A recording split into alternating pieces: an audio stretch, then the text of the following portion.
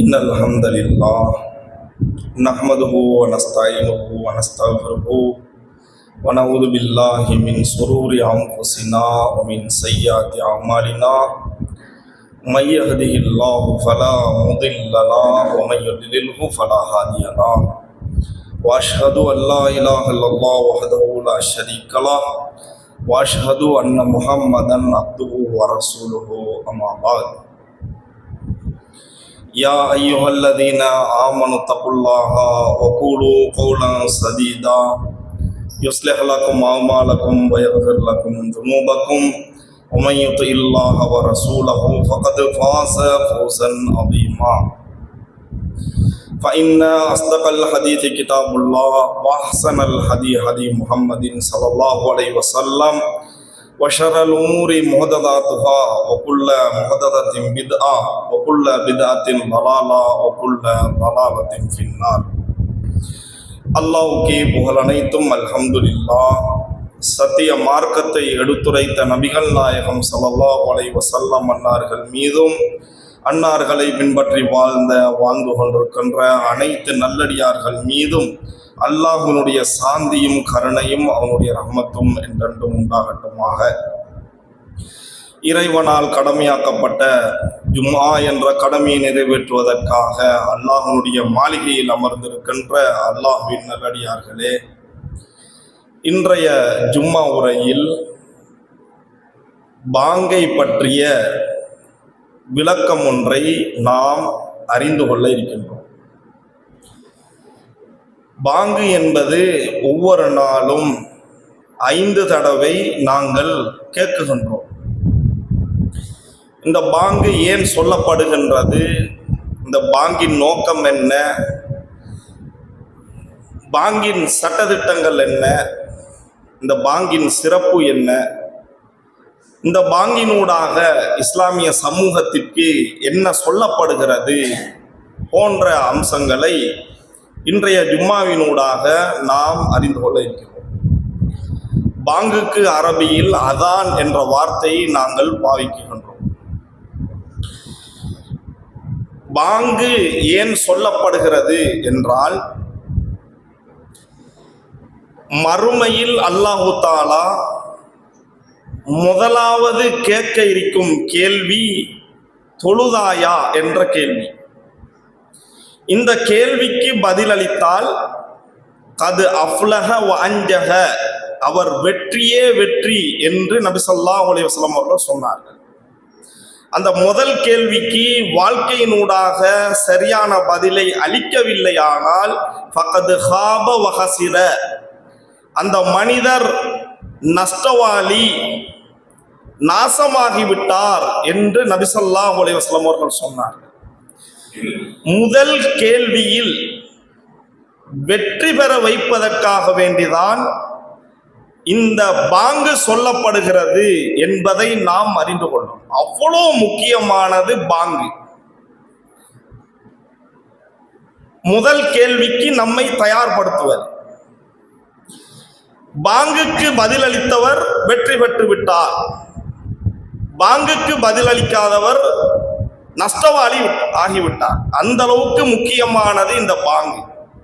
இதை தொடர்ந்து நாம் கேட்டு கேட்டு இது பற்றிய ஒரு அக்கறை இல்லாமல், கவனம் இல்லாமல் இருக்கின்றோம். ஏன் இந்த பாங்கு சொல்லப்படுகின்றது? இந்த பாங்கு யாரின் அழைப்பு, யாரை நோக்கி இந்த அழைப்பு, இவையெல்லாம் விளங்காமல் கவனமற்றிருக்கின்றோம். பாங்கு என்பது அல்லாஹ்வோடு பேசுவதற்கு அல்லாஹ் அழைக்கின்ற ஒரு அழைப்பு. தொழுகை என்பது ஃபைன்னஹு யுனாஜி ரப்பஹு, மனிதன் தன் ரப்போடு பேசுகிறான். அப்ப எல்லோரும் என்னோடு பேச வாருங்கள் என்று ரப்பு தன் அடியார்களை அழைக்குகின்றான். எனவே பாங்குக்கு பதிலளிக்காதவர் இறைவனோடு பேச மறுக்கின்றார். அவர் ஒரு குற்றவாளி என்று அர்த்தம். அந்த அளவுக்கு முக்கியமானது இந்த பாங்கு. பாங்குக்கு பதிலளிப்பவர் நான் இறைவனின் உண்மையான அடிமை என்று அவர் காட்ட முயற்சிக்கின்றார். அவர் நான் உண்மையான அடிமை அடியான் என்று காட்டுகின்றார். எவர் இந்த பாங்குக்கு பதிலளிக்க மறுக்கின்றாரோ அவர் அடிமைத்தனத்திலிருந்து தன்னை விடுவித்துக் கொள்கின்றார் என்ற பெரும் நுட்பங்கள் நிறைந்ததுதான் இந்த பாங்கு என்று நாம் புரிந்து கொள்ளலாம். பாங்கு என்பது ஒரு முஸ்லிமை, ஒரு மனிதனை ஒரு இறைவனோடு இணைத்து வைக்கின்றது. இறைவனோடு மனித குலத்தை இணைப்பதுதான் இந்த பாங்கு. இந்த பாங்கு முஸ்லிம்களின் அடையாளம். எங்கு பாங்கு சொல்லப்படுகின்றதோ அங்கே முஸ்லிம்கள் வாழுகிறார்கள் என்று இக்காலத்திலும் அக்காலத்திலும் அடையாளம் கண்டுகொள்வார்கள். புகாரியில் ஒரு செய்தி இடம்பெறுகிறது. சஹாபாக்கள் யுத்தத்துக்கு போவாங்க. நைட்ல யுத்தம் பண்றதில்ல, காலையில தான் யுத்தம் பண்ணுவாங்க. காலையில ஒரு ஊருக்குள்ள போய் நாங்க யுத்தம் பண்றதா இல்லையா என்று எப்படி அறிந்து கொள்வார்களே, ஆனால் ஃபைன் சமய அதானன் கஃப் அன்பு, அப்பகுதியில் இருந்து பாங்கு சத்தம் கேட்டால் அங்க யுத்தம் இல்லை. ஃபைலம் யஸ்மா அதானன், பாங்கு சத்தம் கேட்கலையா அவார் அலையும் அடர்ந்தேறி விடுவோம், பூந்து விடுவோம், போராட்டம் தான் என்று சஹாபாக்கள் அறிக்கின்றார். அப்ப அக்காலத்திலும் இக்காலத்திலும் பாங்கு என்பது அப்பகுதியில் முஸ்லிம்கள் வாழுகிறார்கள் என்று முஸ்லிம்களின் இஸ்லாத்தின் அடையாளமாக இந்த பாங்கு காணப்படுகின்றது. இந்த பாங்கு சொல்றாக்களை முஅத்தின் என்றுதான் சொல்லும். ஆனா எல்லாரும் மோதினார் மோதினார்வாங்க. மோதினார்ன்றது அரபு சொல் இல்லை, முஅத்தின் தான் சொல்லும். மோதினார்ன்றது சரியான சொல் இல்லை. அப்ப பாங்கு சொல்பவரை மோதினார் என்று சொல்வதை விட்டுவிட்டு முஅத்தின் என்று நாங்கள் சொல்லும். பாங்கு சொல்பவர் அப்ப மோதினார் மோதினார்ன்றாங்க. அடுத்ததாக சகோதரர்களே, முஸ்லிம்களின் பாங்குக்கும் ஷியாக்களின் பாங்குக்கும் இடையிலான வேறுபாடு இருக்கின்றது. ஷியாக்களின் பாங்கில் அஷ்ஹது அன்ன அலியன் வலியல்லாஹ் என்ற ஒரு வார்த்தையை அவர்கள் இணைத்து பாங்கு சொல்றார். இது வழிகேடான பாங்கு என்று நாம் புரிந்து கொள்ள வேண்டும். அடுத்ததாக சகோதரர்களே, ஒரு சின்ன புள்ள பிறந்தால் அதனுடைய காதில், வலது காதில் பாங்கும் இடது காதில் இகாமத்தும் சொல்ல வேண்டும் என்று பலரும் பேசுகின்றார்கள். ஏனென்றால் அதற்கு சில ஹதீஸ்கள் ஆதாரமாக இருக்கின்றன. அபூதாவுதுல, திருமிதியில வரக்கூடிய ஒரு ஹதீஸ், அத்தனஃபி உதினில் ஹசன் இப்னு அலி ஹீன உலிதத்து ஃபாத்திமா பிஸ்ஸலாம். ஃபாத்திமா ரலியல்லாஹு அன்ஹா அவங்க ஹசன் ரலியல்லாஹு அன்ஹு அவர்களை பெற்றெடுத்த போது நபி ஸல்லல்லாஹு அலைஹி வஸல்லம் அவர்கள் ஹசன் ரலி அவர்களின் காதில் பாங்கு சொன்னார்கள் என்று ஒரு ஹதீஸ் இடம்பெறுகிறது. ஆனால் இந்த ஹதீஸ் நபியை தொட்டும் உண்மைக்குண்மையாக வந்த ஹதீஸ் அல்ல. இது லைஃபான ஹதீஸ், பலகீனம். ஏன் என்றால் ஆசிம் பின் உபைதுல்லா என்ற அறிவிப்பாளர் வருவதால் அந்த ஹதீஸ் பலகீனம். எனவே அந்த அடிப்படையில் நாம் செயல்படக்கூடாது. அது சஹீஹான உண்மையான நபியின் அறிவிப்பு அல்ல என்று நாங்கள் புரிந்து கொள்ள வேண்டும். அடுத்ததாக, மக்காவுல பாங்கு சொல்லப்படவில்லை. நபி ஸல்லல்லாஹு அலைஹி வஸல்லம் அவர்கள் மதீனாவுக்கு வந்த பிறகுதான் பாங்கு சொல்லப்படும். அதுக்கு ஒரு வரலாறு இருக்குது. இப்ப ஜமாத்துக்கு மக்களை கூட்டணும், அதுக்கு சஹாபாக்கள் கலந்து பேசுறாங்க.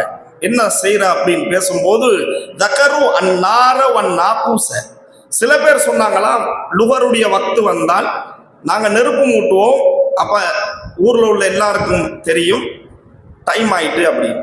சில பேர் சொன்னாங்க மணி அடிப்போம் என்று, சில பேர் சொன்னாங்க ஊதுகுழல்ல ஊதுவோம், அசர் டைம் ஆயினா ஊதினா அசருடைய நேரம் என்று மக்கள் விளங்கிக் கொள்வார்கள் என்று கருத்து சொல்றாங்க. அதுல உமர் ரலியல்லாஹு அன்ஹு ஒரு கருத்து சொன்னாங்க, அஃபலா தபாசூன ரஜுலன் யுனாதி பிஸ்ஸலா, ஒரு ஆளை அனுப்புவோம், அவர் ஊருக்குள்ள போய் தொழுகை நேரமாகிவிட்டது என்று அறிவிப்பார், மக்கள் எல்லாம் வருவாங்க, நாங்க ஜமாத் தொழலாம் என்று பேசிக்கொள்றாங்க. இதையெல்லாம் நபி ஸல்லல்லாஹு அலைஹி வஸல்லம் அவர்கள் மறுத்து விடுகின்றார்கள். பிறகு அப்துல்லா பின் ஸெய்த் ரலியல்லாஹு அன்ஹு அவங்க ஒரு கனவு காண்றாங்க. அந்த கனவுல இப்பொழுது நாம் சொல்லக்கூடிய இந்த பாங்கை கனவில் காணுகிறார். இந்த கனவை உமர் ரலியல்லாஹு அன்ஹு அவங்களும் காண்றாங்க. அப்துல்லா பின் ஸெய்த் ரலியல்லாஹு அன்ஹு அவங்க நபி ஸல்லல்லாஹு அலைஹி வஸல்லம் அவங்கள்ட்ட இந்த வாசகங்களை சொல்லி காட்டும் போது நபி அவங்க சொன்னாங்க, இன்னஹா லருயா ஹக்குன், இது உண்மையான கனவு, இதுதான் அதான், இதன் மூலம்தான் தொழுகைக்கு மக்களை நாங்கள் அழைக்க வேண்டும் என்று சொன்ன செய்தி அபூ தாவூத் என்ற கிதாபுல பதியப்பட்டது. இதுதான் பாங்கின் வரலாறு. இந்த பாங்கின் சிறப்பு என்னவென்றால்,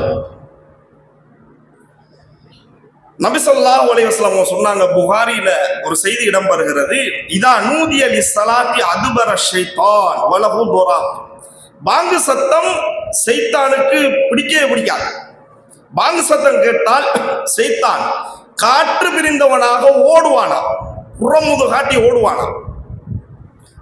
ஹத்தா லா யஸ்மா தல்வி, பாங்கு சத்தமே அவனுக்கு அலர்ஜி, சத்தமே எனக்கு கேட்க கூடாதுன்னு சொல்லி ஓடுவானா சைத்தான்.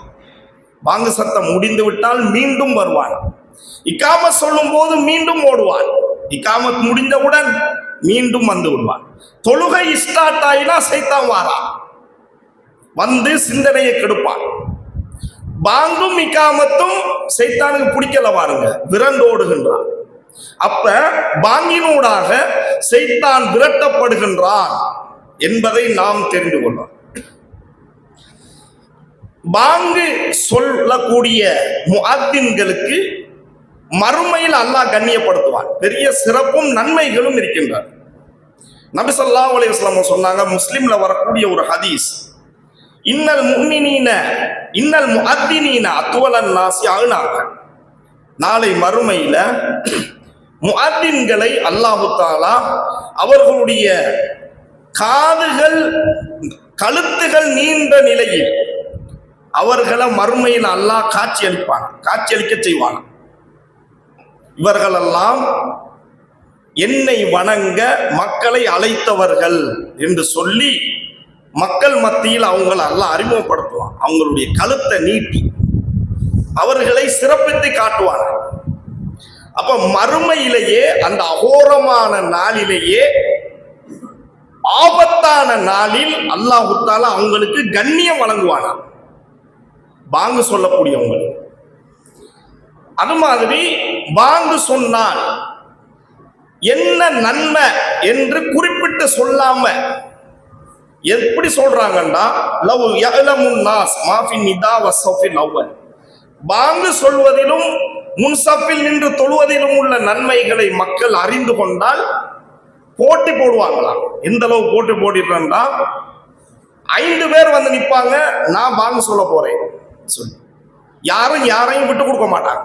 அப்ப என்ன செய்யறது, சண்டை பிடிக்காம துண்டு குலுக்கி போடுவோம், யார பேர் வருகிறதோ அவர் தான் பாங்கு சொல்ற என்ற அளவுக்கு மக்கள் போட்டி போடுவார்கள். நம்ம போட்டி போடுறது துன்யாவுல, தீன்ல போட்டு போடும்படி பாங்க முந்திக்கொண்டு வந்து சொல்வதற்கு முயற்சி செய்யுங்க, போட்டி போடுங்க, ஆசைப்படுங்க என்று நபி ஸல்லல்லாஹு அலைஹி வஸல்லம் சொல்றாங்க. எவ்வளோ நன்மை இருக்கிறது என்று மக்கள் அறிந்து கொண்டால் போட்டி போடுவாங்களாம். அப்படின்னா கோடான கோடி நன்மை, சும்மா 5-10 நன்மை இல்லை, அதுக்கு கோடான கோடி நன்மை. அதனால அதை விட்டு கொடுக்க முஸ்லிமுக்கு மனசு வரல. அதனால நான் தான் சொல்லுவேன்னு நிக்கிறான் முஸ்லிம். அதனாலதான் துண்டு கொடுக்கிறது. கோடான கோடி அதை உடையலாம். எனவே சகோதரர்களே, பாங்கு சொல்ல ஆசைப்படும். அடுத்ததாக புகாரில இன்னொரு செய்தி இடம்பெறுகிறது. அபு சயீத் அல் குத்ரி ரலியல்லாஹு அன்ஹு சொல்றாங்க, நபி ஸல்லல்லாஹு அலைஹி வஸல்லம் சொன்னாங்களா அந்த சஹாபிக்கு,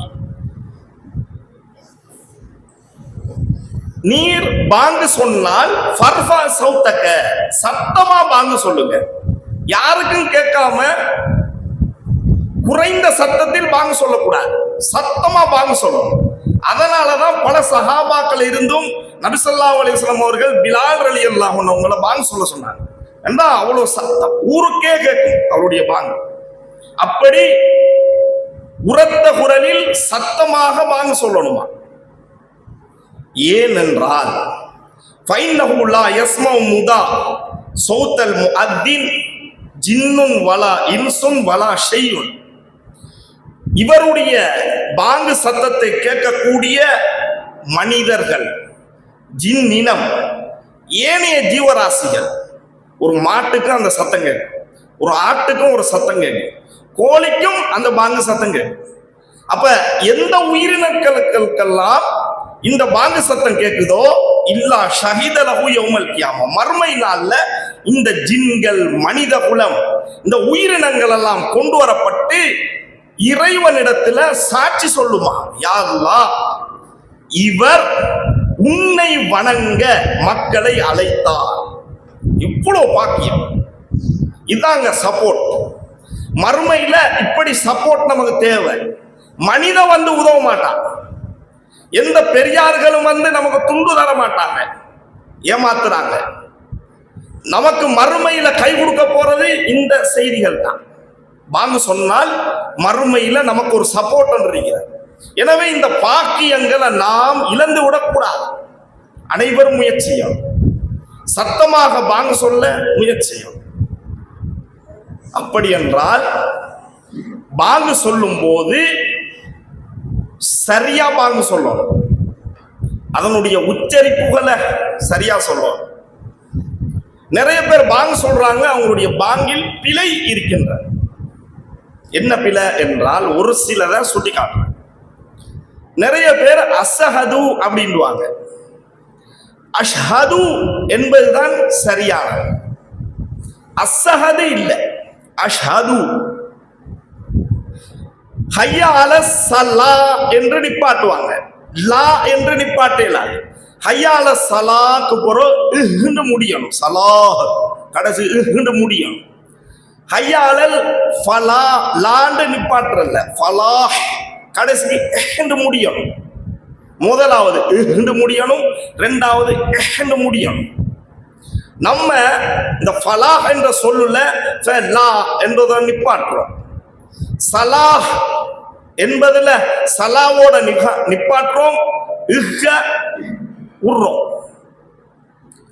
அப்ப இத நம்ம ஒரு மூளையிட்ட போய் சொல்லி காட்டணும். நான் சொல்ற பாங்க பாருங்க, சரியா இருக்குதா, ஏதாவது பிழை இருக்குதான்னு திருத்தி தருவாங்க. அப்ப ஒரு சின்ன பயிற்சி, பாங்க சொல்றதுக்கு ஒரு சின்ன பயிற்சியை எடுத்துட்டு சரியான முறையில உச்சரித்து பாங்கு சொல்ல முயற்சியும். கொஞ்சம் அழகா சொல்றதுக்கு முயற்சி செய்யும். அழகா பாங்கு சொல்றதுக்குரிய பயிற்சிய மௌலவி தெரிந்திருப்பார், அவர்கிட்ட போய் கேட்டா அழகா பாங்கு சொல்றதுக்குரிய வழிமுறைகளை நம்ம சொல்லி தருவார். அப்ப பயிற்சி எடுக்க வெக்கப்படப்படாது. நல்ல முறையில பயிற்சி ஒன்றை எடுத்து சத்தமாக அழகான முறையில எழுத்துக்களை சரியாக உச்சரித்து பாங்கு சொல்ல முயற்சி செய்யும்.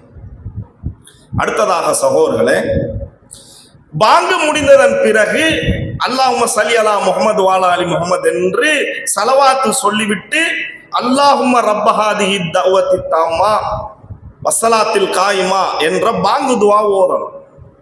இதை நிறைய பேர் ஓதுறது இல்லை. மதரசாக்கள்ல இத கட்டாயமாக பாடமாக்க வேண்டிய துவாக்களா வைத்திருக்கிறாங்க. எல்லாரும் ஓதணும் இந்த பாங்கு துவா.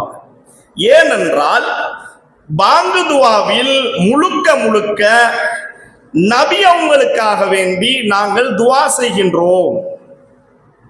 அதுல வருகிறது ஆத்தி முஹம்மதனில் வசீலா, நபி ஸல்லல்லாஹு அலைஹி வஸல்லம் அவர்களுக்கு யா அல்லாஹ் வசீலாவை வழங்கு என்று பிரார்த்திக்கின்ற ஒரு பிரார்த்தனை, அது பாங்கு துவா. அதுல எங்களுக்கு எந்த துவாவும் இல்லை. நபி அவங்களுக்காக வேண்டி, நபி ஸல்லல்லாஹு அலைஹி வஸல்லம் அவர்களுக்காக வேண்டி நாங்கள் கேட்கும் ஒரு துவா. ஏனென்றால் நபி ஸல்லல்லாஹு அலைஹி வஸல்லம் சொன்னாங்க, ஃபைன்னஹா மன்சிலத்துன் ஃபில் ஜன்னah, வசீலா என்பது சுவர்க்கத்துல உள்ள ஒரு பாக்கியங்கள் நீமத்துக்கள் நிறைந்த ஒரு அந்தஸ்து மிக்க ஒரு இடமா. அந்த இடத்தை லா தம்பவி இல்லாலி அபுதி மின் இபாதில்லா, அல்லாஹ் ஒட்டுமொத்த மனித குலத்திலையும் ஒரே ஒரு ஆளுக்கு தான் அல்லாஹ் வழங்குவான். வார்ஜு அன் அகூன அனஹுவ, அந்த வசீலா எனக்கு கிடைக்க வேண்டும் என்று நான் ஆசைப்படுகின்றேன். எனவே எவர் எனக்காக வேண்டி வசீலாவை கேட்குகின்றாரோ ஹல்லத் லஹு ஷஃபாஅத்தி, அவருக்கு என்னுடைய ஷஃபாஅத் அவருக்கு கிடைக்கும். நபி அவங்களுடைய ஷஃபாஅத் மறுமையில ஒரு பெரும் பாக்கியம். அவங்களுடைய ஷஃபாஅத் கிடைத்தால் வெற்றி நிச்சயம். துன்பம் இல்லாமல் கஷ்டம் இல்லாமல் ஜன்னாவை அடையலாம். எனவே நபி அவங்களுக்காக வேண்டி நம்ம துவா செஞ்சுட்டு நபியின் துவாவை மறுமையில் நாம் பெற்றுக்கொள்ள முடியும். அப்ப பாங்கு துவா விடுபடுவது ஒரு நஷ்டம். இந்த துவாக்களை சுன்னா என்று சொல்லி நாம் உதாசீனம் செஞ்சிடாம பாடமாக்கி அந்த கருத்தை விளங்கி என்ன ஓதுறோம்ன்ற விளங்கி நாங்கள் இந்த பாங்கு துவாவை ஓதணும். பாங்கு துவா ஓதினால் மறுமையில ஷஃபாஅத் கிடைக்கும்.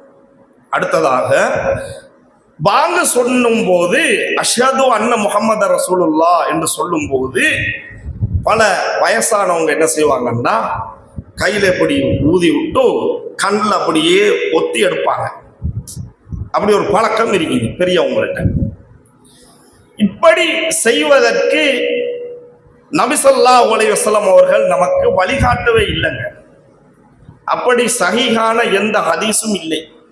இப்படி கண்ணில் ஒத்திக்கொள்வது இது ஒரு பழக்கமாக பலரும் பின்பற்றுகின்றார்கள். இது நபி ஸல்லல்லாஹு அலைஹி வஸல்லம் அவர்கள் இப்படி செய்யும்படி நமக்கு சொல்லவில்லை என்று நாங்கள் அறிந்து கொள்ள வேண்டும். அடுத்ததாக சகோதரர்களே,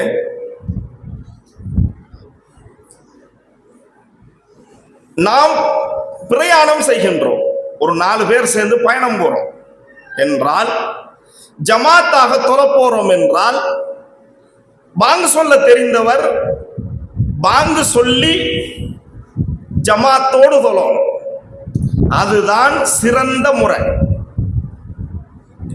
இதற்கு பல ஹதீஸ்களில் நமக்கு வழிகாட்டப்பட்டிருக்கிறது. புகாரியிலேயே பல ஹதீஸ்கள் இருக்கிறது. அத்தா ரஜுலானி அந்நபிய ஸல்லல்லாஹு அலைஹி வஸல்லம் யுரீதானி அஸ்ஸஃபர, 2 சஹாபாக்கள் வந்தாங்களாம். நபி ஸல்லல்லாஹு அலைஹி வஸல்லம் அவங்கள்ட்ட சொன்னாங்களாம், நாங்க பயணம் போறோம் அப்படி. அப்ப நபி அவங்களுக்கு சொன்ன உபதேசம், இதா அந்துமா ஹரஜத்துமா ஃபஅத்தினா சும்ம உகீமா, நீங்க பயணம் போனால் பாங்கு சொல்லுங்க, இக்காமத்தும் சொல்லுங்க, பிறகு தொழுங்க என்று நபி ஸல்லல்லாஹு அலைஹி வஸல்லம் சொன்னார். பயணத்திலும் ஜமாத்தாக தொழும்போது பாங்கு இருக்கின்றது, பாங்கு சொல்லி இக்காம சொல்லி தொழ வேண்டும். ஆனா இந்த மாதிரியான சுன்னாக்களை நாங்கள் செய்வதில்லை. இது ஹதீஸ்களில் சொல்லப்பட்டிருக்கிறது.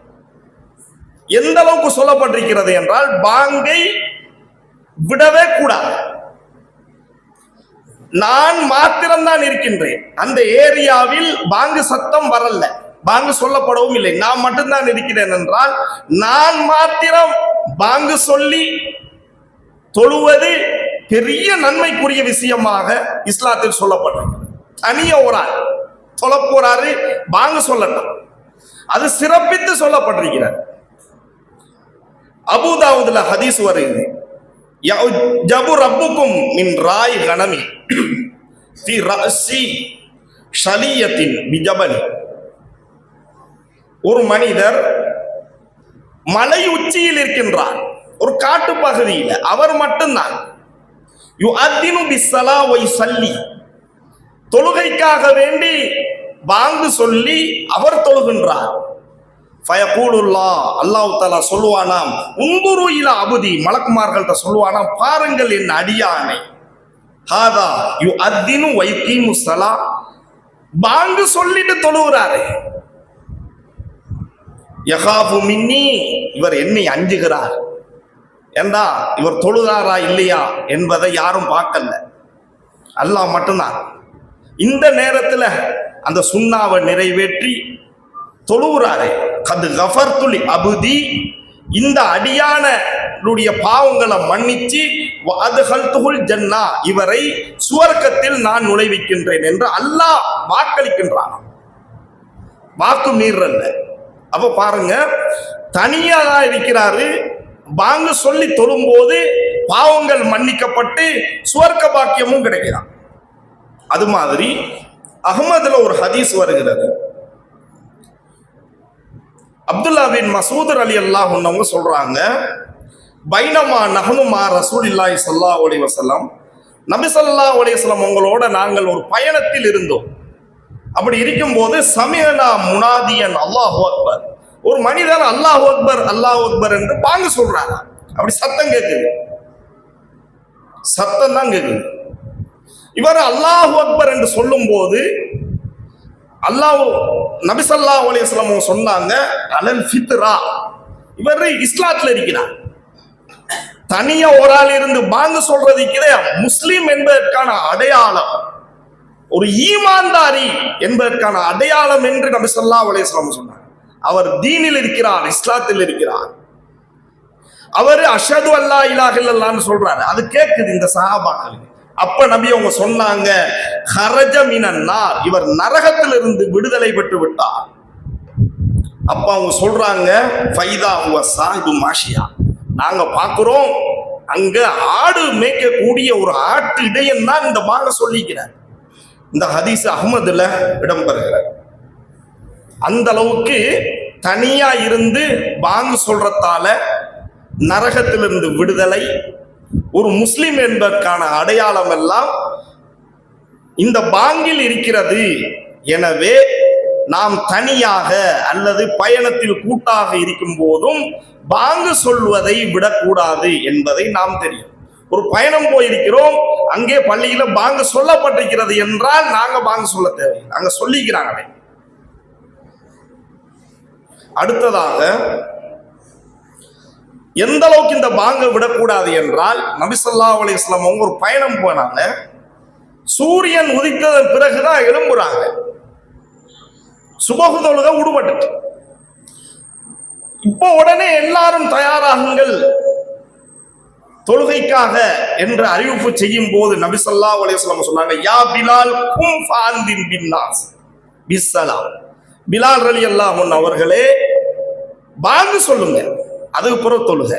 சூரியன் உதித்ததன் பிறகும் ஜமாத்தாக தொழ போறாங்க, பாங்க உடவானம்ன்றாங்க, பாங்க சொல்லுங்க தொழுங்க.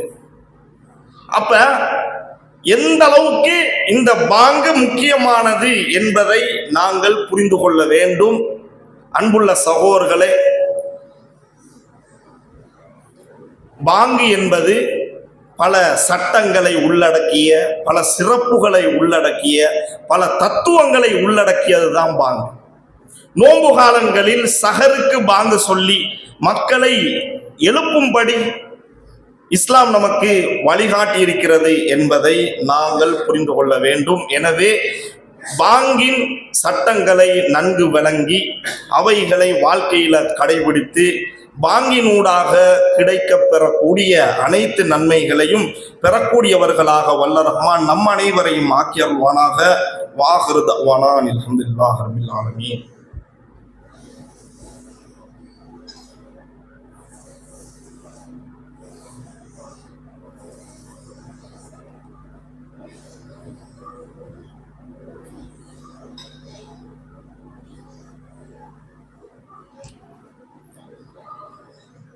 இன்னல் ஹம்தலில்லாஹ் நஹ்மதுஹு வ நஸ்தஈனுஹு வ நஸ்தக்ஃபிருஹு ونعوذ بالله من شرور أنفسنا ومن سيئات أعمالنا من يهده الله فلا مضل له ومن يضلل فلا هادي له وأشهد أن لا إله إلا الله وحده لا شريك له وأشهد أن محمدا عبده ورسوله. அன்புள்ள சகோதரர்களே, தாய்மார்களே, பெரியவர்களே, சிறியவர்களே, வாலிபர்களே,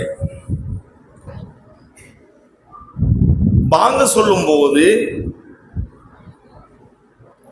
பெண்களை நீங்கள் பாருங்கள், அவங்க முக்காடை எடுத்து தாவணியை எடுத்து தலையில் போட்டுக்கொள்வார்கள். பாங்குக்கு மரியாதை செலுத்தணும் அப்படி. ஆனால் கதை தொடர்ந்துக்கிட்டே போகும். கூட்டமாக இருப்பாங்க, பாங்கு சத்தம் கேட்ட உடனே தலையை மறைப்பாங்க. ஆனால் சொல்லப்பட்டது என்னன்னு கேட்டா, பாங்குக்கு பதிலளியுங்கள் என்றுதான் சொல்லப்பட்டீங்க.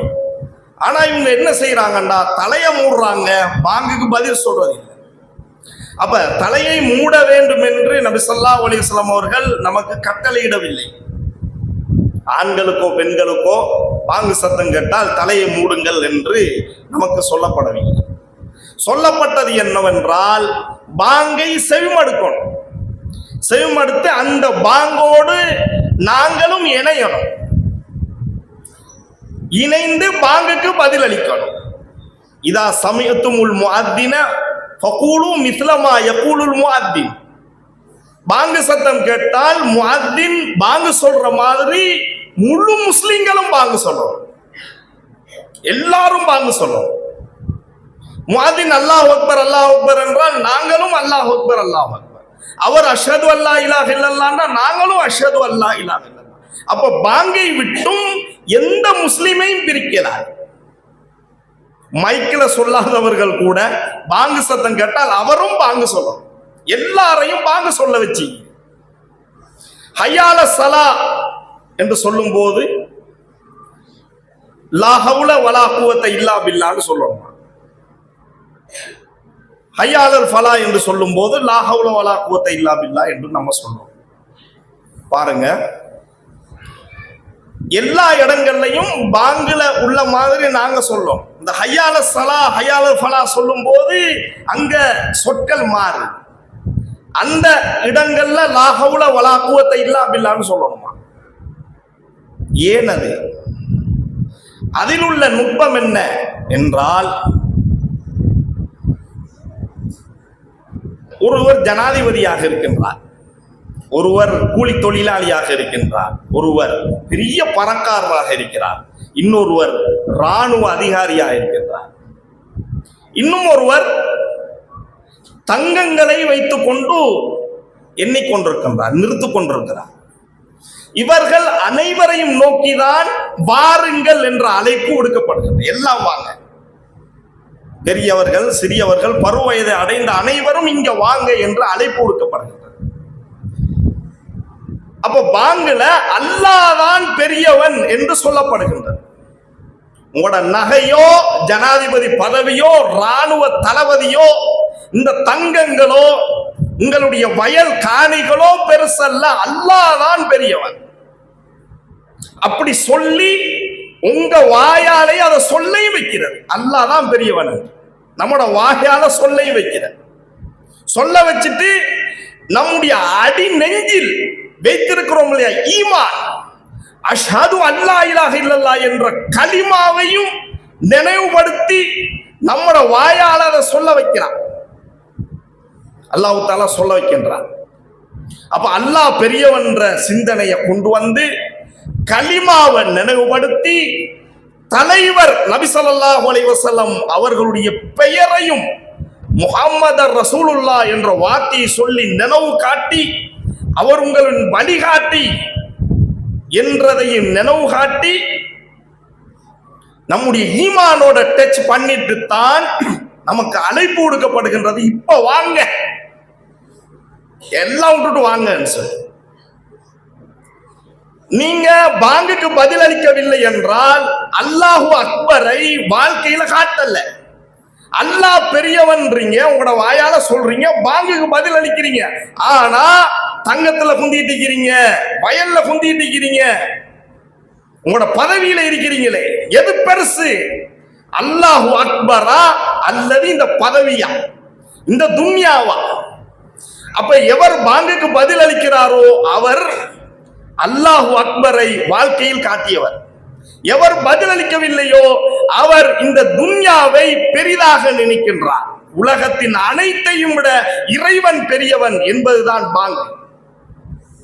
இப்படி கலிமாவை, அல்லாவை, நபி ஸல்லல்லாஹு அலைஹி வஸல்லம் அவர்களை நினைவு காட்டிட்டு தான், உண்மைதானே, நீங்க நம்பிதானே இருக்கிறீங்க, ஹய்யால ஸலா வாங்க, ஹய்யால ஸலா என்று வரும்போது நாங்களும் ஹய்யால ஸலான்னு சொல்ல தேவை. நாங்க சொல்லணும் என்ன தெரியுமா? லா ஹவுல வலா குவத்த இல்லா பில்லா.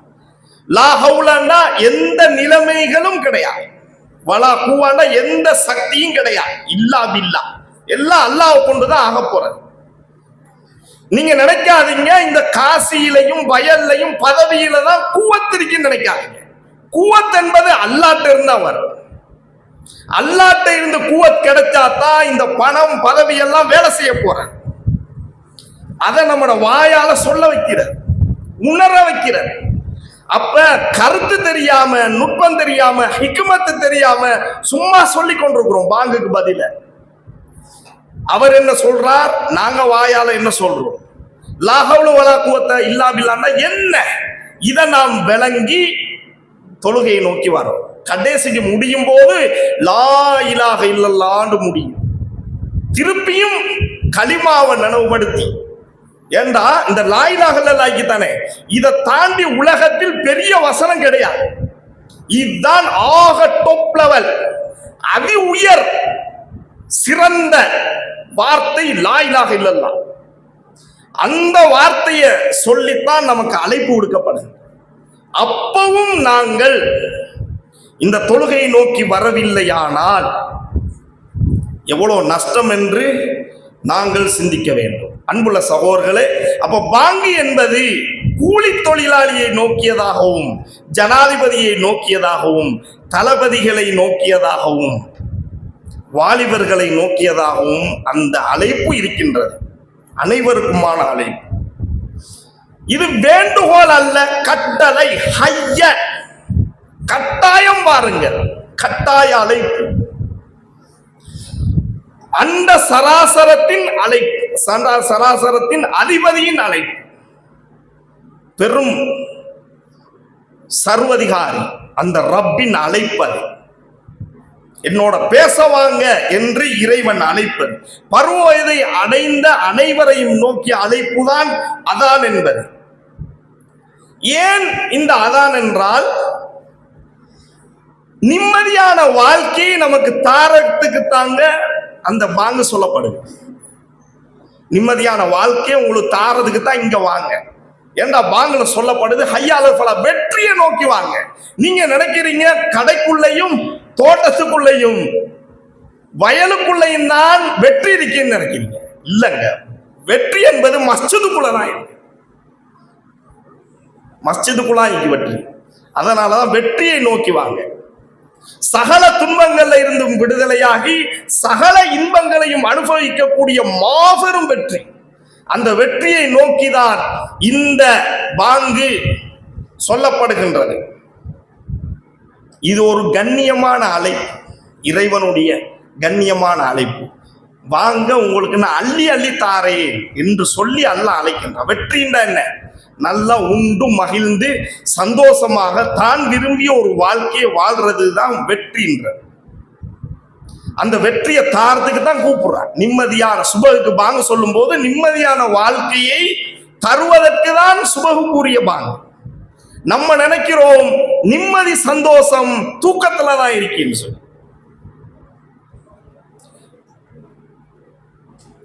சகோதரர்களே, ஒரு மனிதர் இருக்கிறார், யாரு கூப்பிட்டாலும் போறார், ஆனா நான் கூப்பிட்டா மட்டும் மாறாரு இல்லை. எவ்வளவு வேதனையா இருக்கு. இன்றைக்கு முஸ்லிம்கள் அப்படித்தான் நடக்கிறாங்க. யாரு கூப்பிட்டாலும் போறாங்க, அல்லாஹ் கூப்பிட்டா மட்டும் மாறா இல்லை. பாங்கு இறை அழைப்பு இருக்குது, அதுக்கு மட்டும்தான் வர மனம் இல்லை. கூட்டாளி, வெளியூர் சகோதரர்கள், நாடு, உறவு, யாரு கூப்பிட்டாலும் போறாங்க. ஆனா இறைவன் கூப்பிட்டா மட்டும் போறாங்க. இது எவ்வளவு பெரிய நன்றி கட்டத்தனம். தந்ததெல்லாம் அவங்க, அவன்கிட்ட இருந்த அனைத்தையும் வாங்கி கொண்டு அவனுக்கு எதிராக வாழ்வது எவ்வளோ ஒரு நஷ்டமான வாழ்க்கை சகோதரர்களே. எனவே பாங்கு முக்கியமானது. அந்த பாங்கிற்கு பதிலளிக்க வேண்டும். இன்று அசருக்கும் பாங்கு சொல்லப்படும். அனைவரும் இறைவனுடைய அந்த அழைப்பை ஏற்று நாங்கள் மஸ்ஜிதுக்கு வந்து தொழுகையாளிகளாக மாற வேண்டும். வல்ல ரஹ்மான் நம் அனைவருக்கும் ஜன்னத்துல் ஃபிர்தௌஸ் என்கின்ற உயர்தரமான சுவர்க்கலோகத்தை தந்தருவானாக. வஆகிரு தஅவானா அல்ஹம்துலில்லாஹி ரப்பில் ஆலமீன்.